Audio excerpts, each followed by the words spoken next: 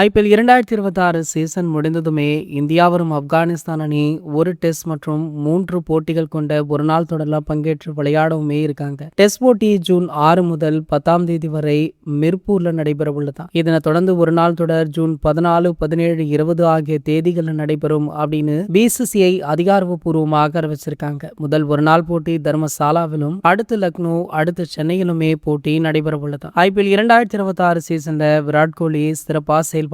இதனால இவரை ஒரு நாள் உலகக்கோப்பை 2027 தொடர் வரை விளையாட வைக்க பிசிசிஐ பிளான் போட்டிருக்காங்க. ரோஹித் சர்மா அவ்வப்போது சொதப்பிட்டிருக்காரு.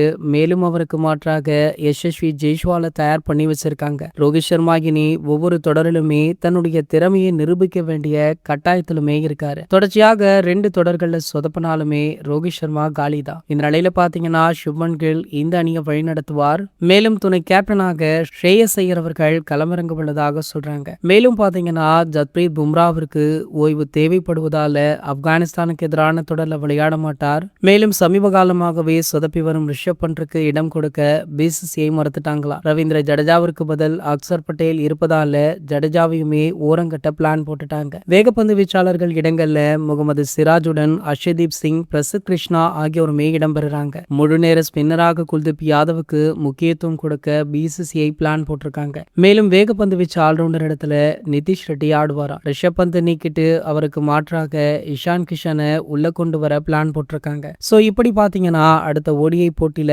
கிட்டத்தட்ட எக்கச்சக்கமான மாறுதல்கள் நடக்க உள்ளதா. சோ இந்தியாவுடைய 15 பேர் கொண்ட வீரர்களின் பட்டியல் தற்போது வெளியாக இருக்கு. கேப்டனாக சுப்மன் கில், ரோஹித் சர்மா, யசஸ்வி ஜெய்ஸ்வால், இஷான் கிஷன் விக்கெட் கீப்பராக செயல்பட உள்ளாரு. அடுத்து விராட் கோலி, ஸ்ரேயஸ் ஐயர், KL ராகுல், நிதிஷ் ரெட்டி, அக்சர் பட்டேல், அன்ஷுல் கம்போஜ், அர்ஷதீப் சிங், குல்தீப் யாதவ், சிராஜ், அர்ஷித் ராணா அல்லது பிரசித் கிருஷ்ணா களமிறங்க இருக்காங்களா. இது போன்ற செய்திகளை பத்தி நீங்க உடனே தெரிஞ்சுக்க நம்மளுடைய சேனலை மறக்காம சப்ஸ்கிரைப் பண்ணிக்கோங்க.